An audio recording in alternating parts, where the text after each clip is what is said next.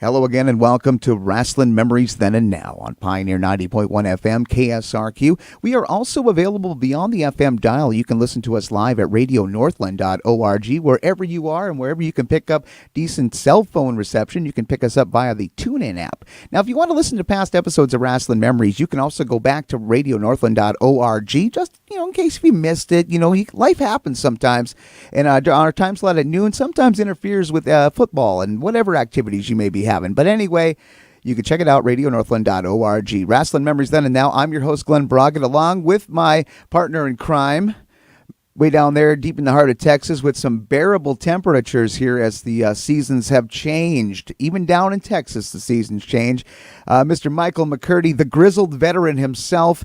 How are you doing, my friend? You were on assignment last weekend. You're always trying to book the best and brightest onto the program, but a little less on the heat end down there in Texas, eh? Yes, fall is now settling in the great state of Texas. So we're not having the 90s and the hundreds, or more like the 70s and the 80s. And down here, you'll take the 80, you'll take the 20-degree temperature change. So. Yeah, we're up right here at the time of our recording at about 38 degrees. So, yeah, we're feeling the fall and feeling kind of like the middle end of fall rather early. And yeah, that just makes me want to sit inside and find a good book a little bit earlier than expected. So, yeah, seasons are changing, and you know what, Mike? It's good to have you back on the program this week. Last week we had Mike Moran, of course. He was Mike Richards in the AWA. He was also part of the Texas Hangman. His original partner, went on to become Bull Payne. He also was in Disorderly Conduct. He's been around the world a few times. He's been a few places. Puerto Rico, Central States, AWA, WCW, and USWA. We're going to have a chance to talk with him in the coming weeks. But Mike, that's beside the point. You have booked a nice top flight returning guest to the program, a person whose work we definitely appreciate here, not only on this podcast, but I know there's some listeners out there who have enjoyed his books, whether they be the record books or biographies. This guy does some really good stuff. So, Mike, I'm going to let you do the intro, my friend. All right, well, I appreciate him, but first off, I'd like to throw this out there for our listeners who, like you said, football season's coming in, so you need to find other options to listen to Rasslin Memories Then and Now. We now are going to be available on YouTube. I have now finally my technical self has finally figured out how to do this. So we are now going to be available on YouTube about midweek after each episode airs. You will be able to go onto YouTube. So, another option to be able to find Rasslin Memories In and Out. Just wanted to throw that out there for the people. Fantastic, Mike. But like you said, man, yes, we do have a great guest. Someone I look up to. I consider this man kind of a mentor. I go to him when I have some questions. I go to him for advice. And like you said, great books. You talk historians, this man's name is going to be at the top of the list. Just some of the great stuff. I own a lot of his books, Glenn. I'm sure you do. And I'm looking forward to talking to him today on Rasslin Memories because, he has a new book out. He was also at All In and at StarCast, so I'm looking forward to hearing a little bit more stories about that from someone who was right down there in the trenches at what I consider probably one of the best events to happen in professional wrestling in many years because it kind of set a new standard. So we're going to sit down right now, and I'm going to introduce our guest, none other than historian and author, Mr. Mark James. Mark, welcome to Rasslin Memories. I'm glad to be back on, guys. So, Mark, I'm just going to go with this now. You're on here. You just released a new book, I believe, the Jerry Lawler Record Book. And we know Jerry Lawler has had a storied career. So to start off, why don't you tell us a little bit about your newest release and just what kind of things the fans are going to be able to find in this new book? Sure. It covers 1970 through 1996. It's got all the known matches and results that he was in for that 27-year period from the beginning of his career all the way up to 96. And there's over 4,000 matches listed. The book's, I want to say, around 275 pages. It's 8 by 10. Tons of photos, over 200 photos in the book. A lot of them classic matches. Tons of Jimmy Cornette photos are in there, and it's for a guy being me that grew up on Memphis wrestling. It's really cool to be able to do a book on Lawler finally. It covers his entire career, by the way, not just Memphis. It covers when he was in Florida or Georgia or Japan or all the WWF stuff he did in the early 90s as well. So it encompasses everywhere. Now, what is the process with a book like this? Because, I mean, I know as a historian, there's a lot of research that goes into something like this, but you're talking 4,000 matches over a 20-something year span. What's the process that goes into the creation of a book like this? It's sort of a group effort. There's some people who, what they do is just collect matches. They collect match records and stuff. And I talked to a couple friends of mine who do that. Then with everything I'd already done for the Memphis and Tennessee region, I was able to cull that out of my own results. Memphis, Tennessee, Arkansas, Mississippi, Kentucky, Alabama, some of the ones I had on my own. And it just takes months and months and months of research. Back in the old days, all we were able to do was go through the library archives and newspapers. Now we have a lot of those online. It still takes a ton of time to go through each page, each result, doing the searches, finding them. And this isn't easy. This isn't quick. It doesn't matter how much online it is. It's never easy and quick. So it's just, you got to be willing, and you realize this with your research and everything. Like you just got to put the time in. There's no other way around it. A labor of love, per se, because this is something you do because you love the business. It is not something you do because you're looking for the big money. Because unfortunately, there's not a lot of money involved in the work we do, but it's appreciated by a lot of the fans and all that. But money-wise, unfortunately, there's just not a lot involved, which is kind of sad, really. Because, I mean, it's such a wealth of knowledge. I mean, 20-something years of Jerry Lawler's career, as well as all the other books you've done. Yeah, it's definitely not about the money. It would be nice if it happened, but, it's documenting the old days, making sure the memories and the stories aren't lost. That's the main reason behind it. And it's, when we were talking about it, in our discussions, whatever, it's like, if the book's inside you and it has to be out, regardless of what it takes to get it out, even if you don't sell a single copy and it's something you're wanting to do, you do it. So that's kind of how it is with these books. Exactly.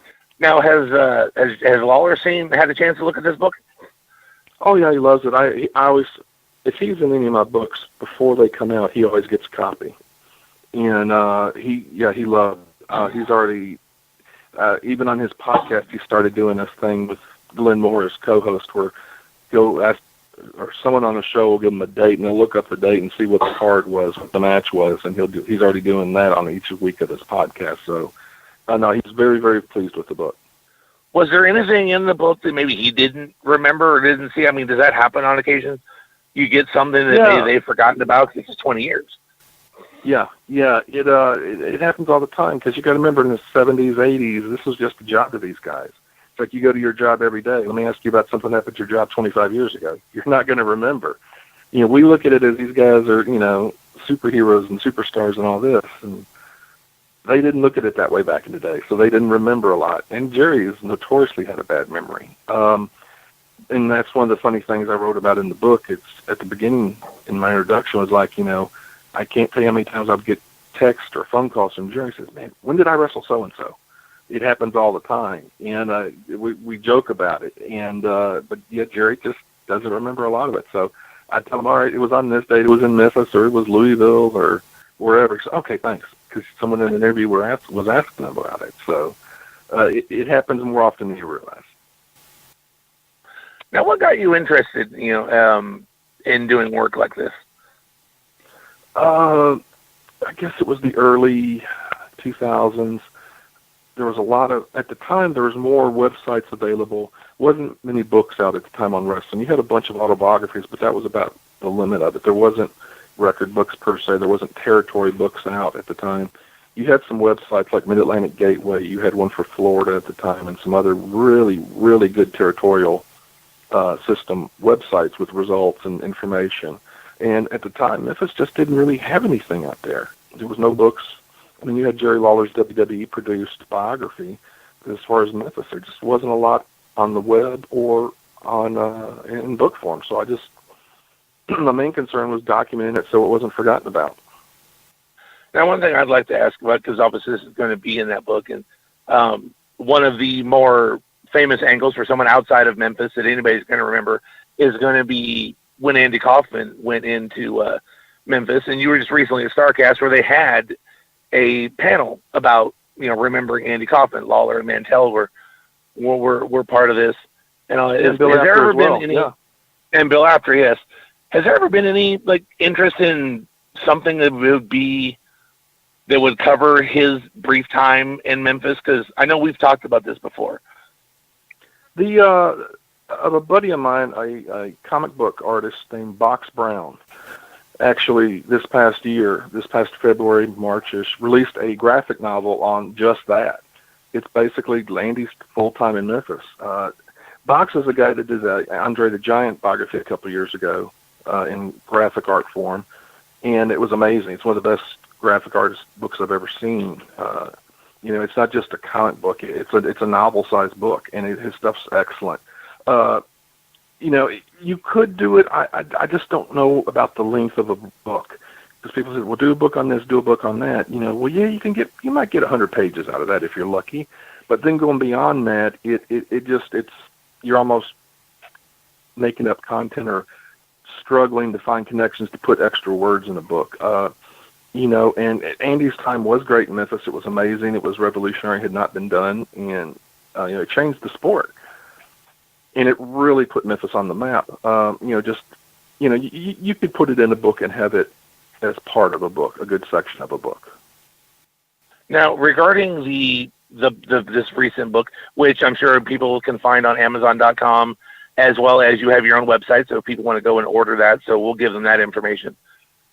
I need to get a copy of it. I have a lot of your books, a few of the ones you've done with Jim Cornette, which I do believe you've got something else coming up with Jim Cornette, don't you? He's got so many things going on. I'm not sure. We've got a couple different things. We've got some SMW books that he wants to do the history of those. We're going to continue the Louisville books. There's always, with Jimmy, he's always got irons in the fire, kind of like I do. So it's just a matter of him and me getting together and finally getting the books done. Okay, now in regards to the Lawler book, were there, during your research, were there some opponents that came up or matches that came up that you were surprised about, you didn't know about, that, because, obviously over 20 years, Lawler's wrestled pretty much anybody who's anybody in the sport of wrestling. Sure, yeah, there was his first match against Andre, I had never heard about it, actually, I believe happened down in Alabama, it's in the book, and it was early 73, 74, which I hadn't never heard of it happening. I always thought that the earliest one was in 76 or 77 for Jarrett, and it really wasn't, and I was like, wow, I didn't realize that. There's some other guys. I'd never realized he had went against Wahoo McDaniel. When he was AWA champ back in '88, he had some matches with Wahoo across the country touring with the AWA. There's just it's such a varied career that it's like he was wrestled so many places and was always wrestling. It's just hard to I don't even know how to describe it. It's just like, because he faced so many people, it's almost like you're surprised the people he didn't ever wrestle against. You know what I mean? It's like, what about this guy? Oh, he didn't. And it's just a learning deal. You're never surprised and you're never not surprised, I guess is the best way to say it. Right. And he's still wrestling now. People don't realize that, but he's still out there on a weekly basis. On his podcast, he talked about a match he had recently with Joey Ryan. I don't think he was a fan of the match, but he's still going now, and he's going up against a lot of the guys the young up-and-comers. It's not like he's doing a Legends match with, Bill Dundee or some of the other guys from the old territory days. He's wrestling these young guys and still going. Yeah, he actually Lawler's career... Yeah, he wrestled last night. They had a big thing on Beale Street. He has a Hall of Fame bar on Beale Street, and they every once in a couple months they'll do wrestling matches actually on Beale Street, because they always, at night they shut the street down and it's closed off, and they actually put a ring on Beale Street, and last night had a wrestling event down there, and he fought last night. It's what he does. He still gets in the ring. Like you said, it's not just against the legends and a quick Legends match. It's legit deals. About this time a year ago, I believe it was, he fought Cody Rhodes I guess at the time Cody was the ROH champion. He fought Cody for the ROH title. he's still totally going around to the independents and wrestles just about on a weekly basis. Every weekend he's either at a wrestling event or a Comic-Con. And that's pretty much 52 weeks a year. Which is amazing to think about it, because, I mean, he could easily just decide, that it's time for retirement, but, he's not doing this. Well, I guess I hope he's not doing this for the money. He's doing it because he loves the business, which is the great thing about Jerry. I got the chance to meet him at CAC a few years back. Mm-hmm. And, there was a line of fans, but he was more than happy to talk to each individual person and sign that picture that they wanted. I got one signed, personally autographed, with a notation about Andy Kaufman on it, 'cause that's what I asked for. I mean, Jerry's an interesting guy. I mean, I enjoyed my time talking with him, so. Yeah, he is. He's very interesting. I mean, he's an amazing artist. That's why he does the Comic-Cons. He does big and small. I mean, he was at San Diego Comic-Con this year, drawing art the whole time, and I think he enjoys being active and being out in it. And, he's just one of those guys which we see a lot of the wrestlers who are just driven. They just go. They have one speed on, and that's kind of how Jerry is. He's on and he goes, and he does. All right, well, I'm going to hand the mic over to Glenn. I'm sure he's got a few questions for you and all that. I'm sure we're going to talk a little bit all in, a little bit of StarCast. So, Glenn, Mike is yours, my friend. Well, thank you very much, Mike. And, of course, always good to have Mark on the program. And, it's I got a few things to talk about here. You touched on, or Mike touched on it a little bit with you. You had a chance to take part in the StarCast as part of the all-in weekend, and I was paying attention a little bit. I didn't pay much attention to the StarCast because just I had other things going on, but I ended up checking out the event itself that was held in Greater Chicagoland area, just out on the outskirts there. A wonderful setup. I never seen, a lot of people were ready to put down the notion of guys getting together, non-WWE guys, not, getting together and putting this and making this happen and selling the tickets the way they did. And they proved a lot of people wrong. They turned a lot of heads. I want to talk about what your experiences were like at the StarCast out over there in the Greater Chicagoland area at the beginning of this month here that's about to turn to October. Yeah, about 4 weeks ago, I guess we were there. I guess 4 weeks ago. Anyways, yeah, we, the event itself was just so well handled, considering that, the people involved had not done anything like this before. Having a wrestling event for 10,000 people, then flipping that over and then having a wrestling convention with 10,000 people. You couldn't buy a ticket. There was no walk-up tickets for sale because they had pre-sold out every ticket. And the fire marshal said no additional people, no ticket sales. So literally, if you didn't pre-buy your ticket to get in the door, you didn't come. And so they knew this beforehand, and it worked well that way. And everything in the event went well, the StarCast part. If you wanted to get a Kevin Nash photo op and signature or whatever, you pre-bought that. You pre-bought it. They did pre-sell for everything with the things that were within StarCast. Obviously, if you go to a different vendor like me, who I had my books there, I had a book table and posters and all types of things, you bought them there. But like if you were there to see I believe they had about 160 different wrestlers there through StarCast.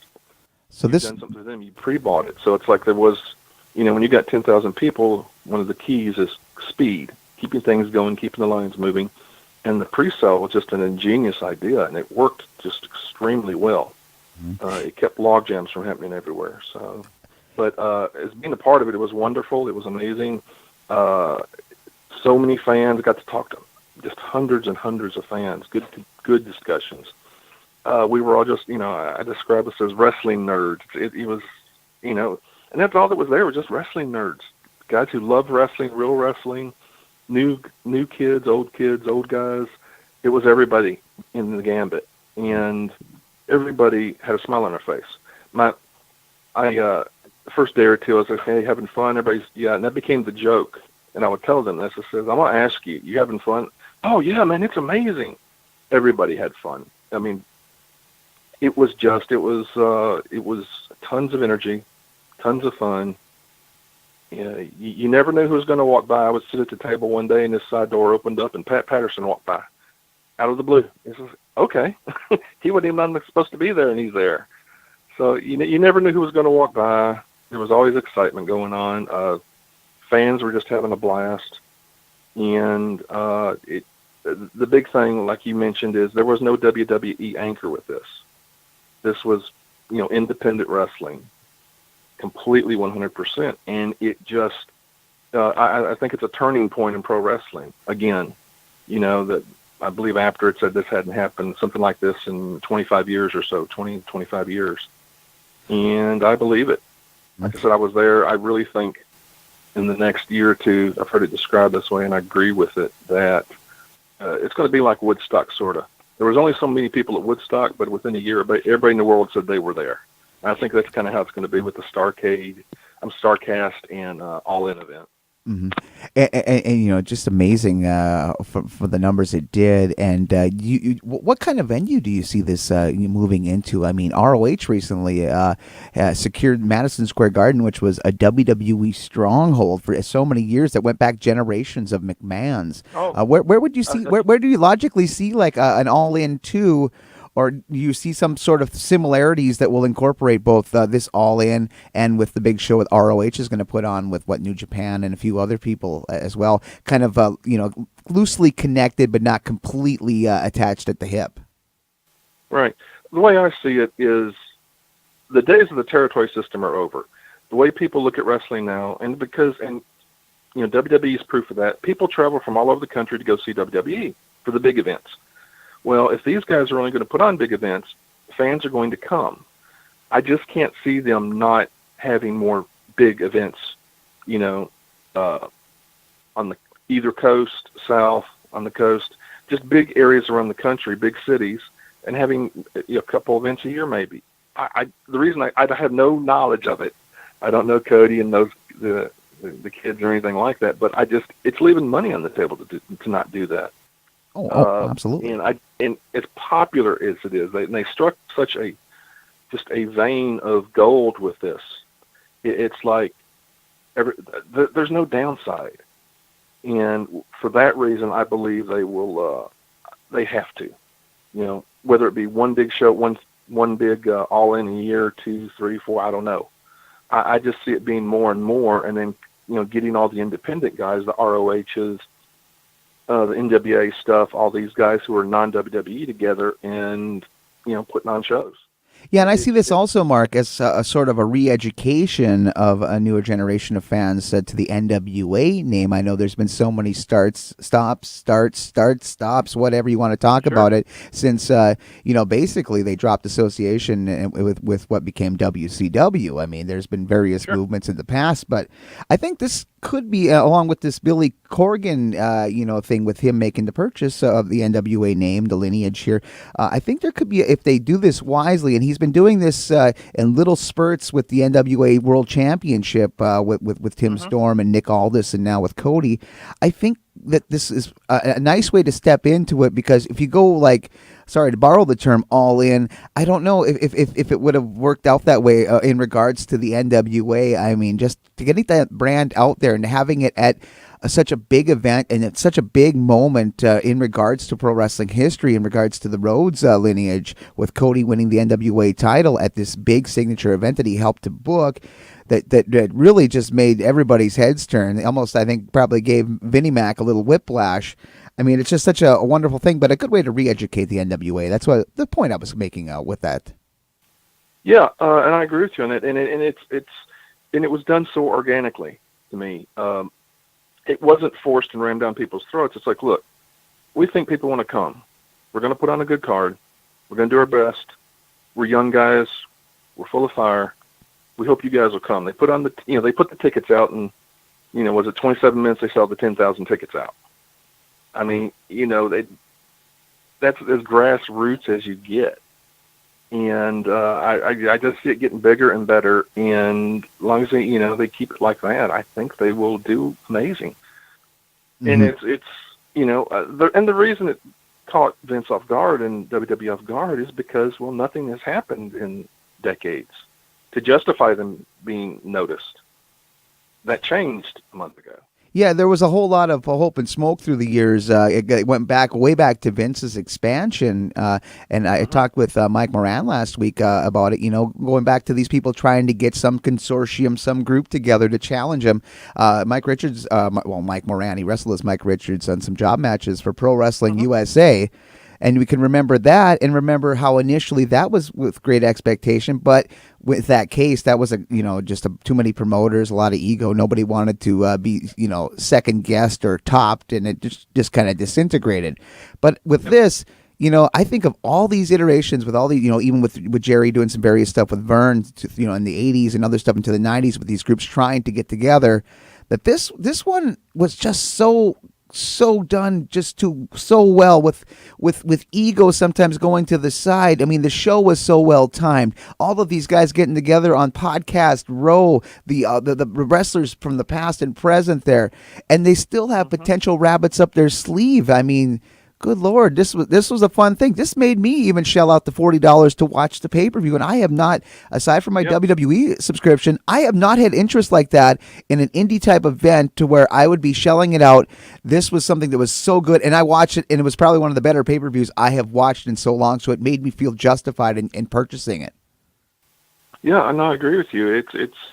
It was so well done that it's so open-ended now. It can go anywhere and do anything, and they just have to keep the quality up, which they're young guys. They're going to do that. I just, it's where do they go from here? I always hear that question over and over and over. I said anywhere they want to go now. They're a proven commodity, and I think the fans are going to support that because so many of the fans now you're going to have the lifelong WWE diehard, go Roman go. And that's fine for that. But there's so many people who like the old style or older style or non-WWE, non-Vince, that this is going to be an outlet for them to now grab onto and enjoy and have fun and not be told. I think these guys listen to what the fans say more than the WWE does. And I think that will help things. They'll be appreciated more. They'll appreciate the fans will appreciate them, and they'll still have really good wrestling. The first All In is proof of that. It was a great card. And when you look at it too, from the wrestler standpoint, when you got a guy like Cody Rhodes, we'll say here, being able to branch out, find his own identity, and be able to be this guy that so many guys were in the territory days. Again, it's not a return to the territory days, but he's kind of a guy that's in the tradition of the, now with the NWA title with Billy Corgan, he's able to do what they used to do with the traveling champion, but have a little bit more profile to it, and especially in this social media era and age here, where you can go on and not necessarily every defense has to be a pay-per-view. You can have things where the NWA has done some stuff with YouTube to kind of keep people going, to get those hits, and to not make it not always about turning a $29.95 or $40 profit, but planting seeds for that bigger, greater growth. Yeah, absolutely. And it's the digital age has made the world much, much smaller because of that, and in turn that opens things up that people, are going to be able to go to locally, or if they can't go locally, then they get it online. And if it's, hey, they're going to do a big deal and, whatever, let's go. Let's just do a weekend and go. And, it's fun. It's a chance for fans to have fun with wrestling again, which has always been what it's about, having fun. Mm-hmm. And I think it's a great thing. And I want to go back to we'll put the wraps on the All In about the StarCast. Since we've gotten together, you've been on our program here with now with Mike and with George Shire previously. We've seen really this big boom of the podcast era age. I mean, not only do you have it in pro wrestling, but pop culture has just grabbed on. There's been a lot of sink and some that have been able to swim. A lot of people have been making some big serious money in the pro wrestling business, and with podcast is no stranger to that success. And it's because of that growth that we've had. I mean, since we've been talking to off and on the last couple of years, it's just been so huge to the point that they were were able to have this group, this star cast. And when you think about it too, think about all the former wrestling guys, who were from the kayfabe era that have been, involved and had their own program or have been guests, on these other shows that have paid such close, minute attention to whatever era and whatever territory. Oh, definitely. Yeah. It's allowed them to, a lot of the older guys, as you're saying, to come in and be known, and hey, and with other digital like YouTube and whatnot and WWE Network on a lesser scale, hey, who was that guy? Let me go look about, and they'll go and look at the old matches and find out more about them. And it just feeds into it, and that helps fans appreciate the old days, which has always been the issue. There's been nothing before the WWE Network started in YouTube. There was nothing to go watch old wrestling. Basically, you might watch the old the Coliseum video stuff from WWE they used to put out, their little collections and stuff. But it just wasn't, or a pay-per-view DVD or videotape, but it just wasn't readily available. Now with the podcast, you get to hear the actual stories, about how what about this? Hey, you fought this guy. What was he like? Or, you wrestled Kerry Von Erichs. What was Kerry like in the ring, out of the ring? Just guys who are no longer with us talking, you can find out more about, because the guys that were with them behind scenes and everything. It's just another open-ended thing. A buddy of mine, actually a guy put StarCast on, is Conrad Thompson, and he's just doing this crazy business on podcasts now. He's got several with Bischoff, Schiavone, and Bruce Pritchard, and he's just getting insane numbers. And he's a great guy, and he's a younger guy, and it's just, and then he goes and puts on StarCast and does amazing. So it's like, it's a time right now where there's a lot of electricity in the air for all these new media and these new outlets, and I think it's just really, really a great time. Oh, I have to agree 100%. I mean, there's just not enough hours in the day to consume some of the wonderful podcasts people have been releasing here in the last 2 or 3 years. I really enjoy listening from time to time, with Jerry's podcast, of course, Corny. I mean, I love the stuff that Brian Last has been able to do with Arcadian Vanguard. Oh, yeah, tons of guys. Oh, I mean, it's just like you can, like I said, there's just not enough time in the day. And one of those podcasts that is on Brian's thing, and I know Brian a little bit. We've had some, Facebook messages and various things, because I like to talk wrestling, and it's just he's so easy to chat with.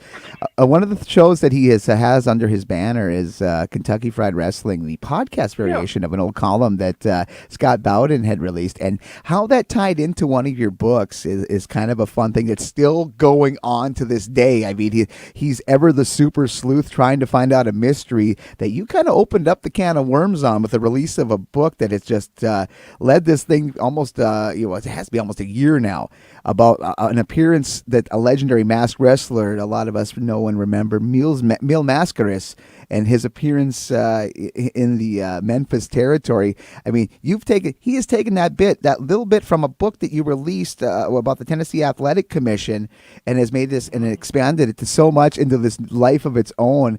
What do you think about all of that? I mean, this is such a great little story and a fun little mystery that, like you said, he's even went to autograph sessions to ask the man himself about it. Yeah, I know. It's what Scott does. Yes, Cornette's answer is no, it wasn't. And I had put it in I can't remember what book before that. I'd mentioned it or something. And we talked to Jerry about it several times. Jerry Jarrett. He says it was. Excuse me. I just don't know. The athletic records don't say it is. They had to turn into the state. I get 1 and 1 equals 3 with it. Yeah. The mystery continues. Scott does the other. Jarrett says it happened, and Mil says it happened. Okay. Yeah, sure. I still don't believe it happened. I don't think Cornette does. But I'm not going to say, hey, it's one of those things we're just not going to. There was a little bit of tape of it. I remember seeing the tape of it, and it didn't look exactly like Mil to me. The body didn't. He was a little stockier than Mil. Yeah, back in Memphis, they would every Monday night, the late news and Channel 5 where wrestling was played, they would usually do a video highlight after the matches. The 10 o'clock news would. And they showed the move where Mil did his flying body press. It didn't look like Mil's flying body press. It looked horrible. And the body was a little stocky. Me and my brother both said, I'm not completely sure that's Mil. And that was January 1979. And I can remember that to this day. So visually, it did not remind me. The optics didn't match up. No. And that was my barometer on it. Was it just, because you got to realize, Mm-hmm. the only way we knew about wrestling around the other parts of the country was Bill Apter's magazines, the Aftermags. The Wrestler, Inside Wrestling, Pro Wrestling Illustrated had just started, Sports Review, all those ones they put out. And Bill loved Mil, so Mil was on all these covers and had been for several years. It just didn't look like him. But it's fun because that's my take on it. Well, you know, more power to Scott. Well, yeah, he's just ever so pursuing this, and I've listened to it back and forth, and with that on Corny's podcast as well, and I tend to lean towards your guys' corner, but the enthusiasm, the way Scott just does his thing, you can find out by listening to a couple of episodes to get the gist of what Scott's about. It's passionate, but it's also a bit humorous, and it just keeps you engaged. But I mean, he does so many other things as well that are just wonderful, and I mean, you guys just help preserve. I mean, Memphis wrestling, and you've done so much with that with your books as well. That it's amazing that you've done a lot of research, but you just talked about how a memory, how it just sparked how pro wrestling is. I mean, just to a lot of us. I mean, good Lord, I couldn't tell you what I had for lunch a couple days ago, but I could tell you something that happened when I watched in 1985 that I remember like I was that little kid just sitting down in the basement in the rec room. That's it. It burns in our memories. And that's, like I said, I wanted to make sure I document stuff for people who have forgotten about it, people that never knew about it, and just to, ensure that it's not forgotten. Mm-hmm. I'm going to bring Mike back into the conversation, Grizzled Veteran Michael McCurdy, for this the final leg of the show. Mike, you've got a few questions lined up. Of course, I know you're chomping at the bit to get back into the conversation on Rasslin Memories Then and Now. Well, of course I am. I've been enjoying listening to all this. Kind of funny story, though. We're talking about, documenting these moments and remembering these things. And, this is what we do as historians and with the podcast and everything. Just the other day, we've talked about this before. Glenn, my son, is big wrestling fan, 7 years old, loves it. He comes up to me the other day. I don't even remember what angle he was talking about or what match he was talking about, but it was WWE. And he said, Daddy, this, Undertaker and so, blah, blah, blah. That was at Over the Edge 2002, correct? I'm like, sure. My son knew this at the age of 7. That's just kind of showing you what the internet and the WWE network and all these other YouTube and all that is doing. A 7-year-old was able to come to his father and say, this. That was at Unforgiven, Over the Edge, whatever it was, 2002, correct? I had to check because I wasn't sure, but he was right. Oh, yeah. And it's, it's like when we were kids, we can pull up this 1985 stuff or the 1978 stuff or whatever, just because, kids are sponges, and if it's something they love, they remember. Just like we remember all the old stuff, because we loved it. Exactly, and he's definitely taken after me. But one thing I wanted to kind of ask you about, Mark, and this is relating more to StarCast and the podcast and everything. Yeah. Like we said, a lot of names have come out. Tony Schiavone. Basically, Tony Schiavone made his return to wrestling because of the podcast. And a lot of younger fans may not know who Tony Schiavone is.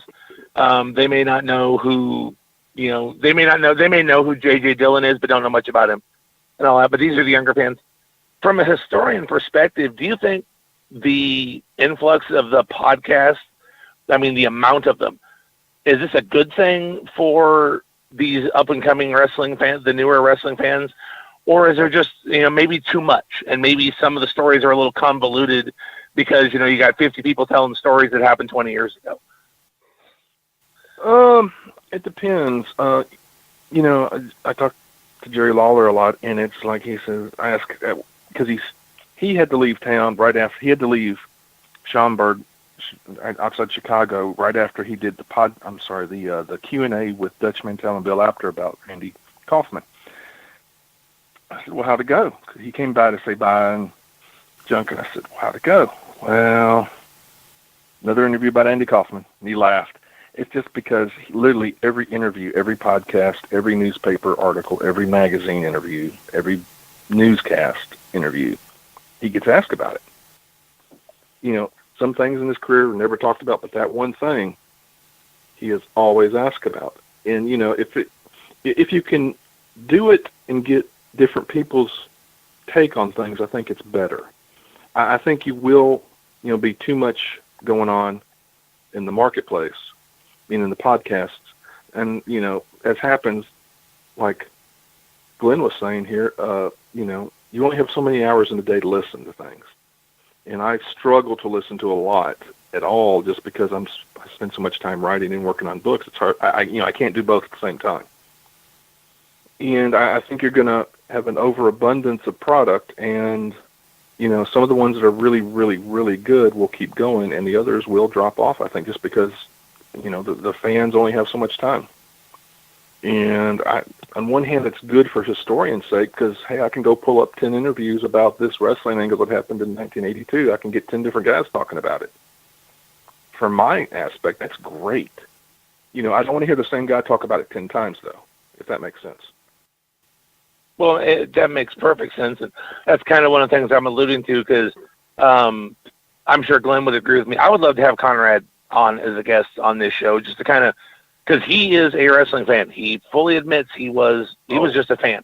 He still says he's just a fan, but he's created a podcast network per se.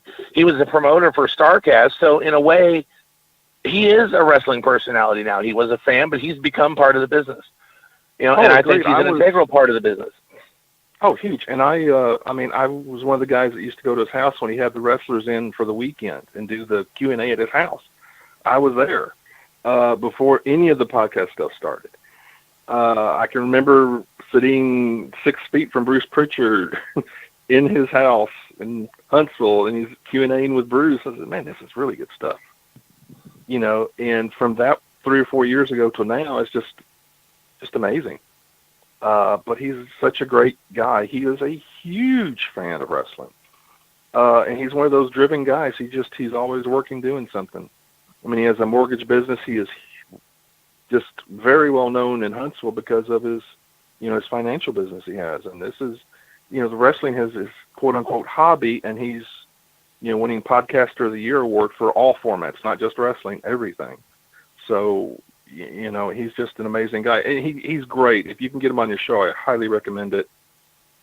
He came up in the late 80s, early 90s growing up as a kid, and he loved wrestling. So he's a great guest.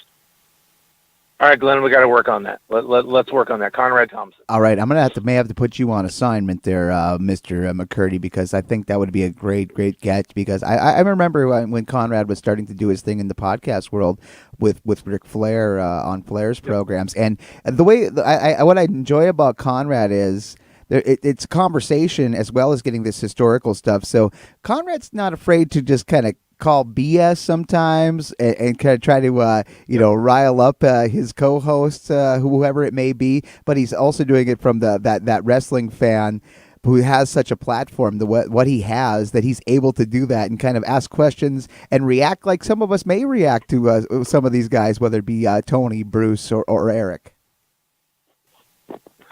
Now, Mark, I'm going to ask something else here. We met a few years back. I don't even know how many years back that was at CAC. Yeah, but I came up to you. I think it was 09. 09. Wow, that long. Jeez, we're going on 10 years. I came up to you. You know, I had heard your name before. I'd seen some of the books. I think I bought a couple of your books from you there. Mm-hmm. But over that time, you know, you and I talk on Facebook and all that. You've kind of become like a mentor of mine. You and Scott Teal and guys like this. I can go to you guys, ask you some questions. You know, what do you think of this idea? What do you think of this idea?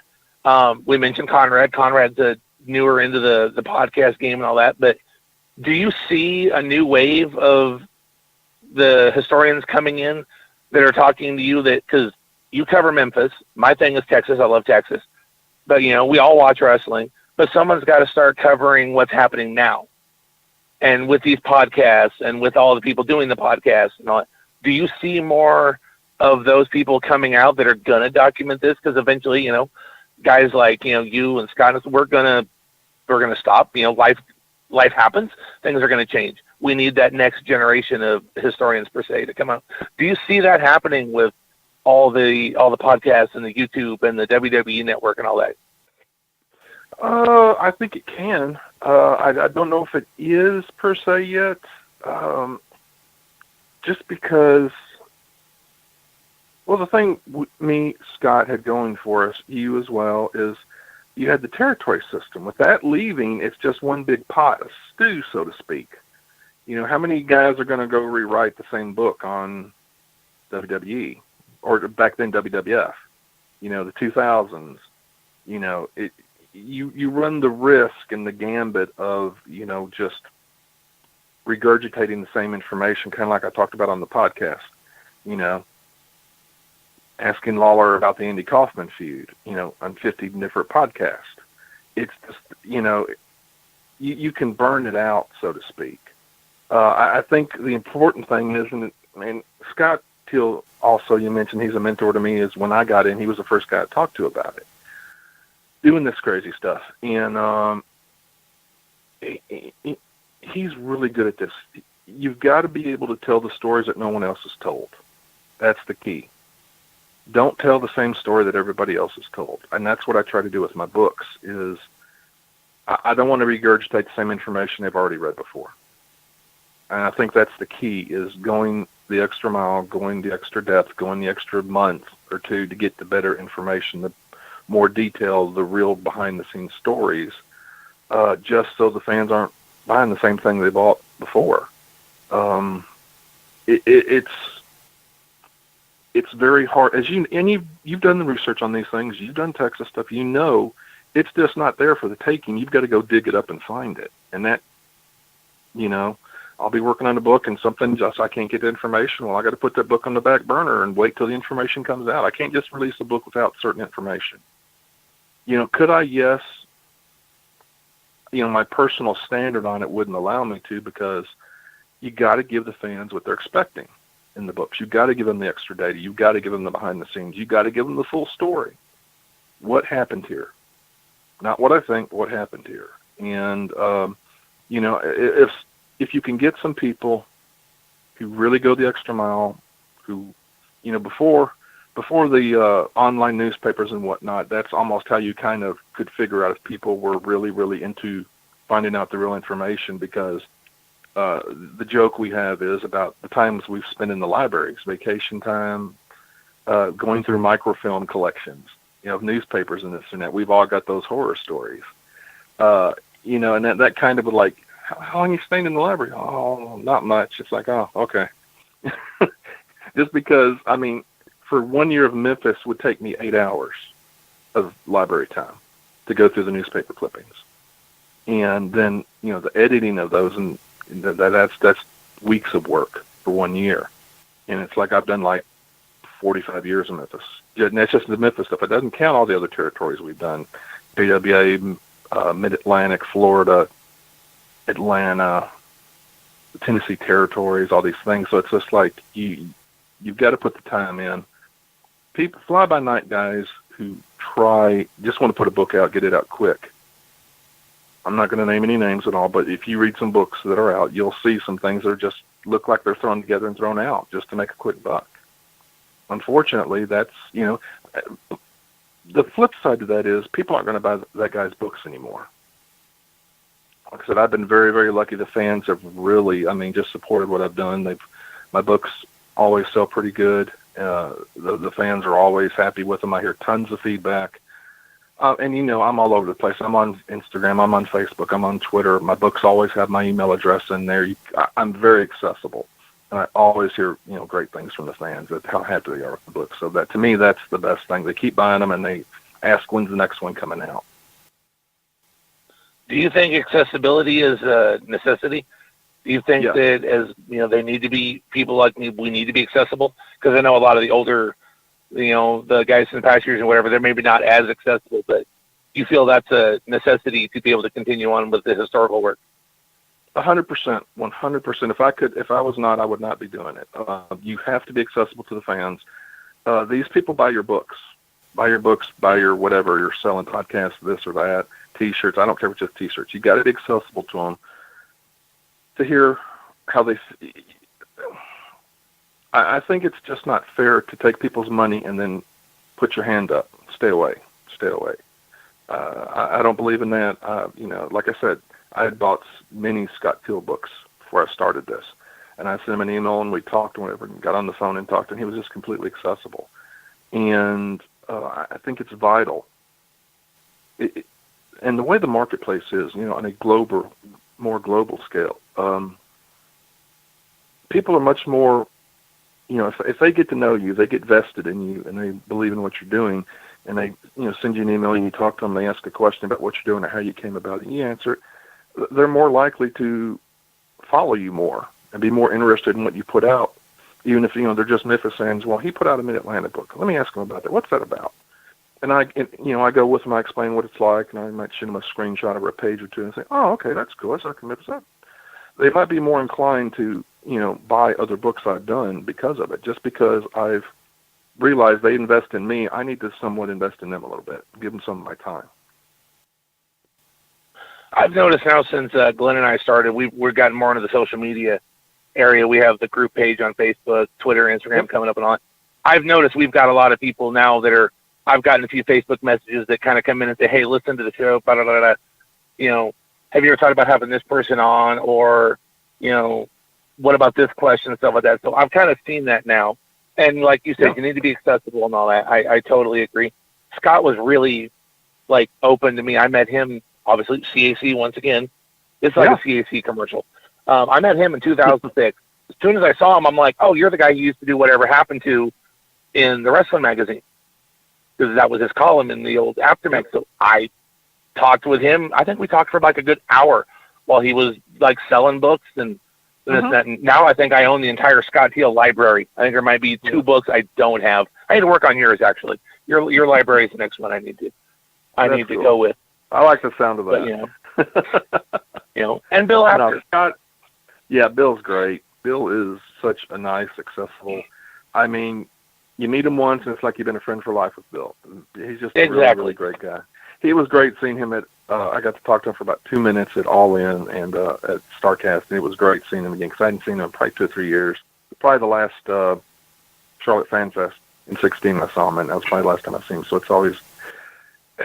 And I tell him every time I see him, I say, man, dude, you were my cable. Your magazines were it for me in the 70s as a kid with no cable, and cable didn't exist. The only way I knew about all of it was Bill Apter's magazines. Exactly. I was a student in high school. I was taking journalism classes, and I found a wrestling magazine at the local newsstand one day. I started reading, and I realized I can write about wrestling. And then I flipped through it, and I'm going, well, who are these people? Because I'm in California, so I was way out of Memphis and all that. And I want to know, well, who were these people? So the Aftermaths kind of opened up the door to, where I'm at now. And like you said, Bill, another accessible guy. Met him at Parade of Champions when we did that show back here in 2016. Yeah. Right before WrestleMania weekend. And then 2 weeks later, I saw him again at CAC. He walked up to me. Oh, there's a face I recognize. How are you doing? Hug and handshake. And I'd met the man 2 weeks ago for 5 minutes. Yeah, that's how good a guy he is. I mean, he's really, really great guy. Great ambassador. He's another one that needs to, work more, write more books and get more information out there because, he's a wealth of knowledge, and his one book just isn't enough. He needs to bring out more. He does. He absolutely does. He'd have to slow down to do that. You know him, he's 90 miles an hour. Oh, yeah, no, you can't keep up. But we got him to do the Rock Riddle induction into our Southern Wrestling Hall of Fame, and it took me 10 minutes on the phone to corner him down. And, okay, we need you down here now at this time. Okay, well, I'm going to get changed real quick. I'll be right down there. And he came in, did his thing, and gone again because he was going out to a show in Vegas with a friend, but he was out. It was like Superman or Lone Ranger was gone. Yeah, great guy. Yeah. But speaking of books and all that, before we wrap up this interview, Mark, what, your Lawler Record Book just came out. What else is on the back burner? What's coming out next for, the Mark James Library? It looks like I'm going to do a couple more of the Memphis yearbooks I do. I did 77, 78, and 82 so far. Probably going to add to that collection another couple. I've come across a huge collection of programs, so luckily I've got access to it and can scan them. On those, Memphis had Wrestling every Monday night at the Coliseum. Those books, they have all the 52 weekly programs in them, and then I just do break it down month by month and do what was going on. I do the in front of the camera, behind the camera, real angles, what was going on with it, and everything. And it's really a full yearbook for Memphis, and I'm probably looking at 3 or 4 other ones of those now with this collection I've been able to use. Cornet, we're always working on things I mentioned earlier. SMW, probably be a couple books there. His time doing SMW. Some other things, doing another Louisville book with him. My buddy George Shire, we're going to finish our AWA collection. Yes. We've done the 60s. We did first half of the 70s, second half. We've got to do the 2 parts of the 80s. The second part of the 80s, the back end, will also include the 1991 stuff till it ended, and that will be the entire 1960 through 1991 AWA territory record books. Got a couple of things working on in very early stages, so I'm not real sure how they will end up. And you understand this. It's like the book I start with usually isn't the book I end up with. It changes along the way sometimes, except the record books and the yearbooks, but you never know how they turn out, so they're a little too early to talk about. But right now, that's what's on my plate. I understand. I mean, I'm working on I think I'm working on 3 different projects separate from what I started on, 5 or 6 years ago when you and I first started talking. So, yeah. But I'm going to pass it over to Glenn now, in case he's got another question or so, and we'll wrap up this interview in this edition of Rasslin Memories. All right, I'm just going to put this out there, guys. You guys are, you're into the writing and the journalism and the like. There's no truth to the rumor that either one of you sent a resume to the Weston Mags wanting to work with Matt Brock, or you guys sent, either one of you, I heard you might have sent a Valentine to Liz Hunter. What's up with that, guys? I'm a little too young for that aspect, so maybe that might have been Mark. Mark, was that you? No, not me. I loved reading them, though. They were, like I said, I always enjoyed the section up front, what's happening, and inside wrestling and all that. They would tell who was wrestling where, and that's what I cared about, because back in those days before the internet, man, it was just dead. You knew nothing else except what was happening in your territory, in your city. You knew nothing about champions. You knew nothing about who was world champs, anything. And after magazines were what opened it up for me, and that's how I learned about everywhere. Yeah, that's the same right here applies to it. I mean, I just said it merely as a joke, but I mean, I read those things from cover to cover. And just recently, in the past year, my little brother, who I felt like I was the vampire giving him the wrestling bug because he likes it just as much as I do. Well, he is almost close to completing 1979 to about 1991, all of the old After magazines. He's gotten them all month by month, and he's been passing some copies on to me that he gets in these bundles, and I have plenty now to read. It's kind of fun to go back and look at this stuff, especially especially from the point when you first started. I got a friend who actually has, I think from like 1970 to like 1990, he has like every magazine that came out, wrestling magazine, and it's just this huge. It's like 600 magazines.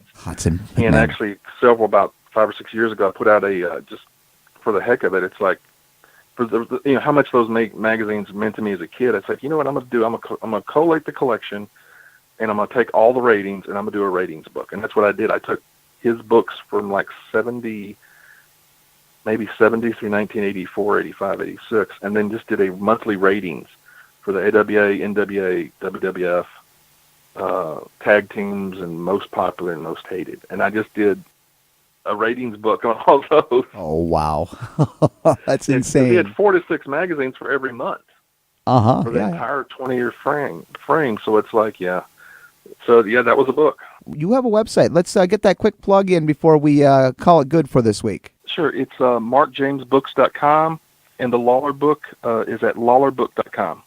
All right. Thank you so much. Yes, the timekeeper's giving me the eye. It's time to wrap up Rasslin Memories then and now. For Mark James and the grizzled veteran Michael McCurdy, I'm Glen Braget. So long for now.